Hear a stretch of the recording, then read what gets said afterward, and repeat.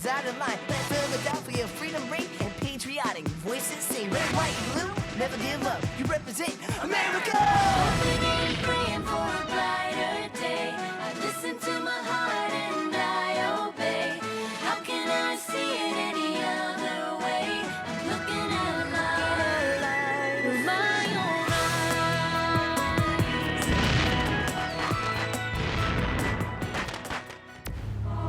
Today on Liberty's Kids, cowardly bandits attacked the Dartmouth. Who is responsible for inflaming the subjects of Boston to this violence? Parliament raised the tea tax over our objections. Maybe next time they'll listen. But you must learn to distinguish between a patriotic act of protest and mob rule. All right.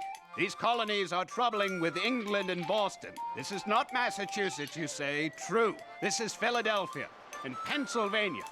But trouble moves round. Leave your politics on board. And don't pick up any politics ashore.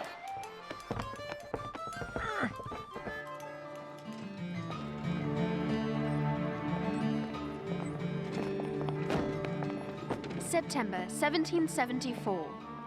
Dearest Mother, please give my best to Dr. Franklin. As he may have told you, Parliament's response to the Boston Tea Party has not been warmly received. The colonies have sent representatives to Philadelphia to attend a Continental Congress. No thank you. The first gathering of leaders from each of the 13 colonies. They intend to draft a formal response to Parliament.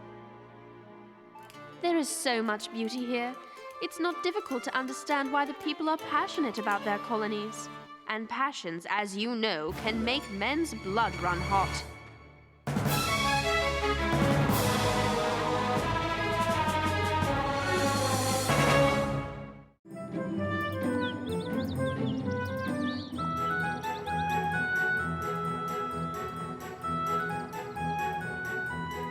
By giving Canada the Ohio River Valley, the lives lost 11 years ago during the French and Indian War were lost for nothing.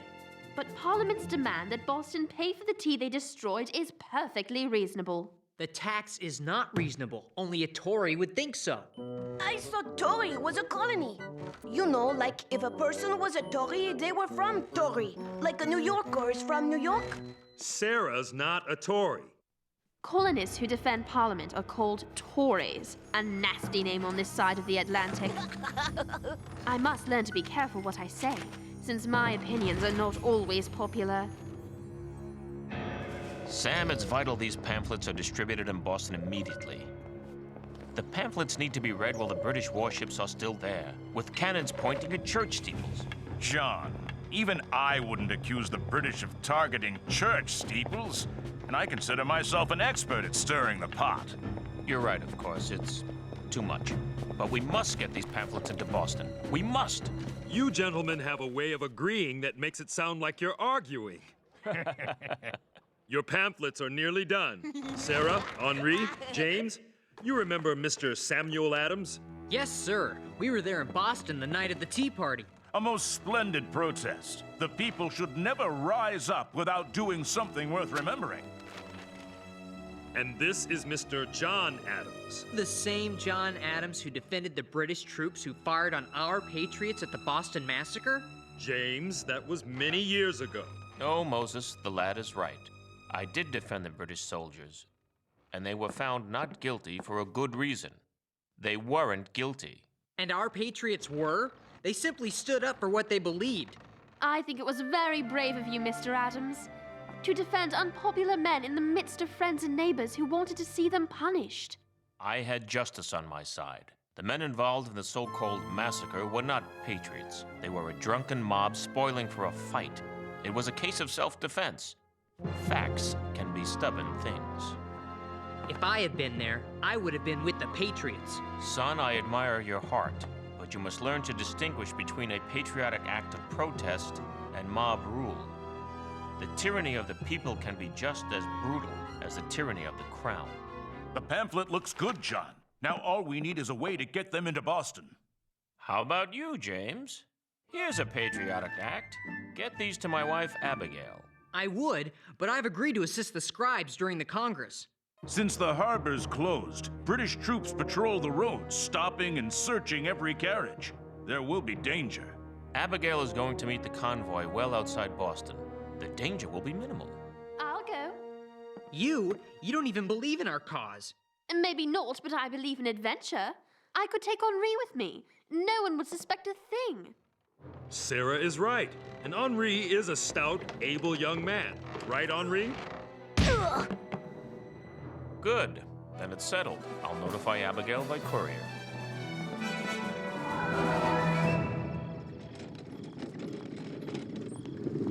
You have to learn to be aggressive if you want to be a journalist.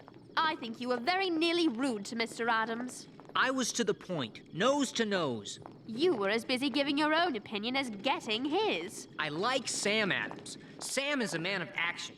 This is a time for action. Hey, who's that? Whoa! What have we here? Stand right where you are. I was looking for my shipmate. I'll be on my way. I offered to buy you a drink. I don't drink. That it? Or is you wouldn't join the toast? May Parliament rot the wretched louts! Where are you going? I don't know my way at night. Oh, all right already. Look, I don't want any trouble. Let me go about my business. You are my business. I'm worried about you out in the chilly night air. He needs a warm coat of tar and feathers. Let me go! Stop! I can't believe I'm going to miss this. I can't believe you'd want to have anything to do with it. If you were a gentleman, you'd put a stop to it. Imagine how silly he's going to look covered with tar and feathers. He'll look like a giant barn owl. Hooty hoot! Hooty hoot! I'm Hooty the sailor.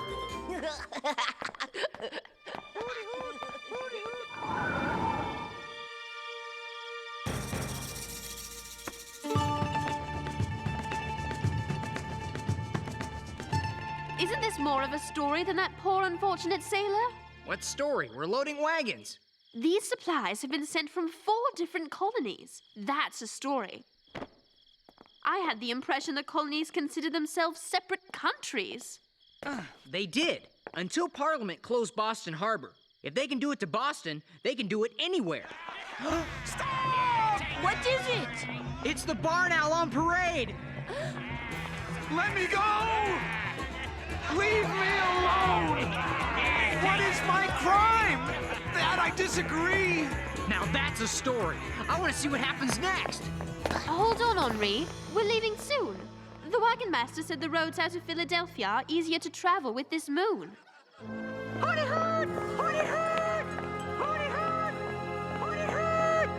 On the same city street, at the same time, I witnessed an act of compassion as strangers donated food for people in need, for people they have never met.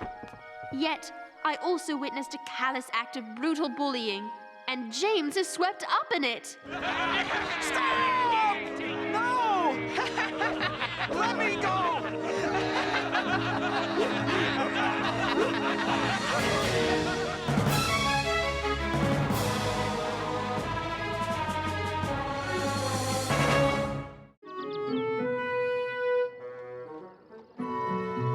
In large type across the top, Hooty Hoot gets the boot because he looked like a barn owl after they tarred and feathered him. And they kicked him when they cut him loose. Get it? Hooty Hoot? Boot? I don't think so. Moses, he had it coming to him. Remember what John Adams said about mobs? What does Mr. Adams know about the newspaper game? He could learn something from the author of that pamphlet he's sending to Boston, Novangelis. Now that man is a writer. Novangelis is John Adams. It's a pseudonym, meaning he writes under an assumed name. John Adams wrote a government of laws and not of men? That's John Adams?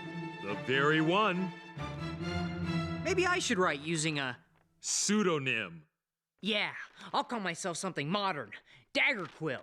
All one word, but capitalize the Q. Chatterquill would be more like it. The lesson here, James, is less about the name and more about the message. Mr. Adams is a very wise man. You would do well to learn from his example. Now get this paper stock over to Congress. You will let me write a story about the Congress for the Gazette? Only if you study the issues. Learn about the men arguing the various sides. Deal! That boy. I forgot the paper stock.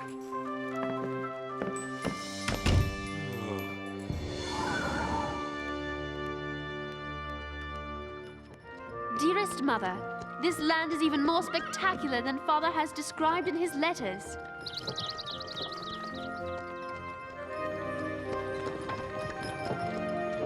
But the people I have met are most uncommon. Their desire to learn what is going on in the country and their willingness to share with their fellow colonials gives me hope for mankind.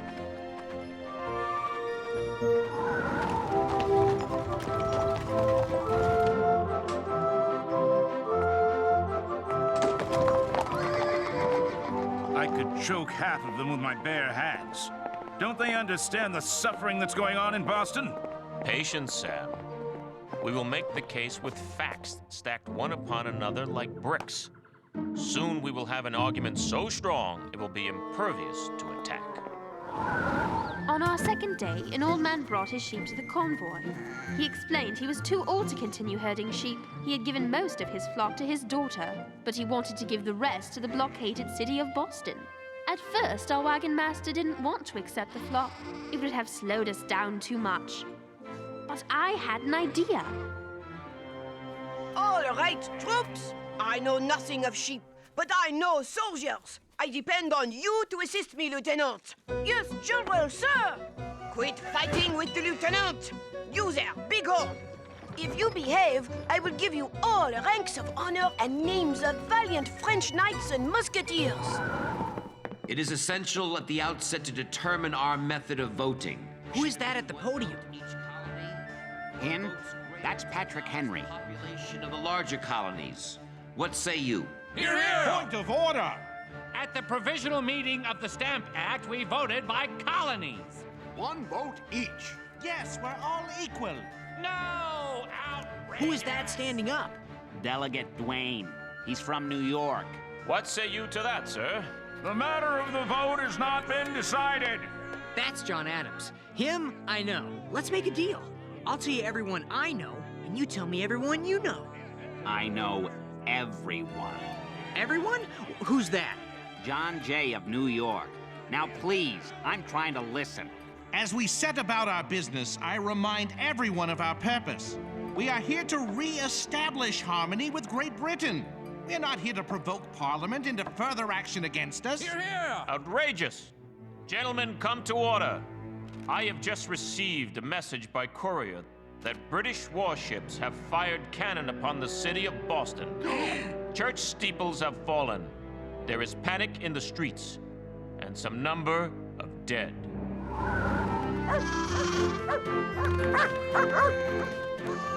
As we near the end of our last day on the road, we are met by a most marvelous lady and her driver. She is the wife of the Massachusetts delegate, John Adams. Abigail Adams is so much more. You would like this lady very much. Welcome from all the good people of Boston. And you must be Sarah. Forgive my brazen husband, that Mr. Adams, sending a girl on such an errand. You must thank him for me. It has been a wonderful adventure. But I must ask you, we heard along our journey that Boston has been fired upon. Is this true? Heavens, no. General Gage sent troops to Cambridge and took arms and powder stored there. Patrols on the road stopped supplies from entering the city. But actual warfare? God save us from that. Has any word come from England? Anything new from Parliament that might provoke violence? No. General Gage can act under his own authority. He claims he seized the powder and guns to prevent violence. However, if he finds these pamphlets, it would be sedition. That could land us all in jail. Sedition? That's like treason. You have nothing to fear. I won't let anything happen to you. I promise. Please put everything in my carriage. I know how to get the pamphlets into Boston without anyone going to jail. My squadron! If I follow the marsh road into Boston, no one will think twice. Young man, that's brilliant. Tell me what happened in the Congress. Well, I found the delegates at Carpenter's Hall arguing over what to do about the Intolerable Acts. One group wants to demand Parliament repeal the Intolerable Acts, while the other group wants to ask the king for his help. Who are the leaders? The firebrands. That's what the moderates called them. Are the Massachusetts men, John Adams and Sam Adams. Write the names down. Who are the moderates then? Who speaks for them? Our own delegation. Can you believe it? Shame on Pennsylvania. Mr. Galloway sounds as if he were a member of Parliament himself. Good job, James. Excellent reporting. You have all the facts. Why are you so glum? Because they just talk and talk and talk. Why won't they fight it out and be done with it? Let's say a prayer of thanks we have men who aren't so quick to fight. The moderates won. They're going to petition the king to fix it with Parliament.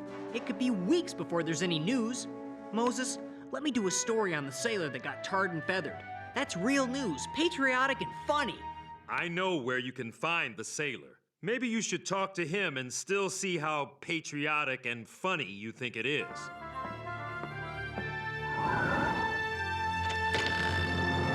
You want to ask Mr. Parker questions for the newspaper? Yes, Doctor. He's in a great deal of pain. He'll have to stay in bed for a month, maybe more. He's hurt bad? He can't be. I saw him. I saw him stand up and walk away. When a person is tarred, the tar is like hot oil. They boil it. Tar burns a man's clothes onto his skin. You mean like hot candle wax and you peel it off and... Worse. When you peel the tar off, you peel the skin away. Then there's the risk of infection, which I'm afraid has already set in. But they were patriots taking a stand. They were criminals who used the cause to beat him and rob him of his hard-earned pay. But they were shouting slogans against Parliament, and they sang a liberty song. Did they respect Mr. Parker's liberty? You want the real story? Go ask him a question. I don't think I want to. The facts, James.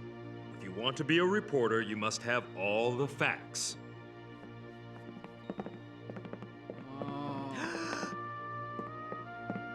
Tears are salty. That adds sting to the wounds. One tear leads to more hurt and more tears. It's a cycle of pain no man should inflict on another for any reason. Who is it? It's Moses. I brought the young man I mentioned earlier. Could he ask you a question or two? Yes. Is there anything I can do?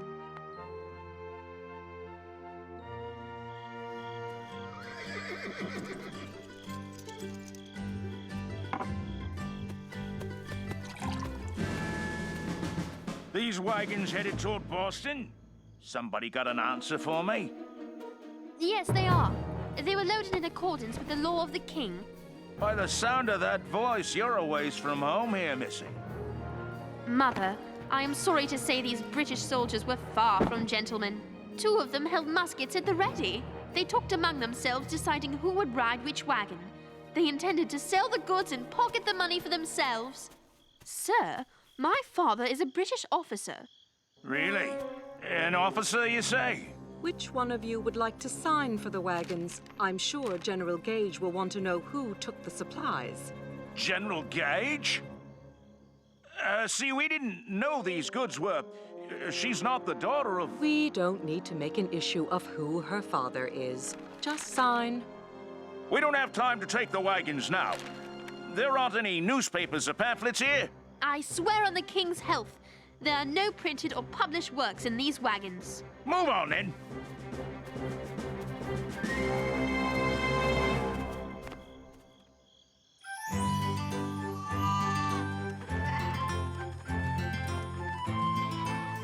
What was that? What's over there? All right. Stay quiet until we know what we're up against.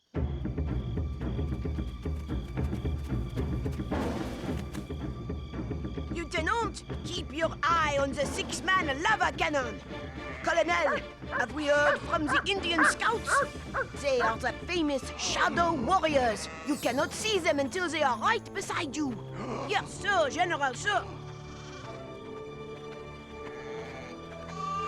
They sound like sheep. It could be Indians. They make noises like birds and bears to fool the enemy. They must have taught the rebels how to do it. Let's get out of here. Keep moving. We will find a large field to engage in a proper battle.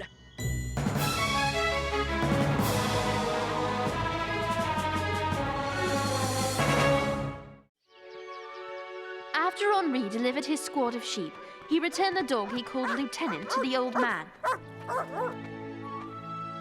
We rode back to Philadelphia on horses from the stable of Abigail Adams. I shall miss her. Safely back in Philadelphia, I made my way to Mr. Adams with a letter from his wife. Thank you so much. I worry about her there, in harm's way. She asks you to write more often. Yes, I must. If you would include a message for Dr. Franklin in your next letter to England, tell him I am as heartstrong as headstrong. I am convinced by this Congress that America will support Massachusetts or perish with her. I will tell him that.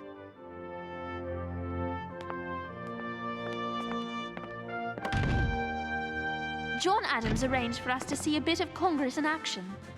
Mr. Adams said it best. The distinctions between Virginians, Pennsylvanians, New Yorkers, and New Englanders are obsolete. I am not a New England man. I am an American.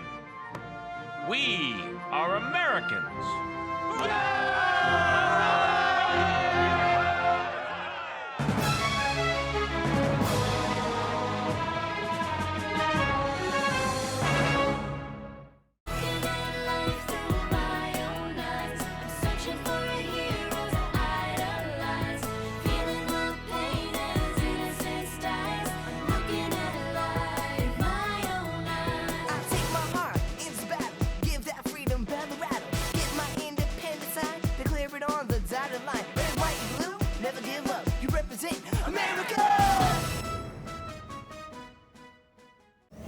Cookie Jar!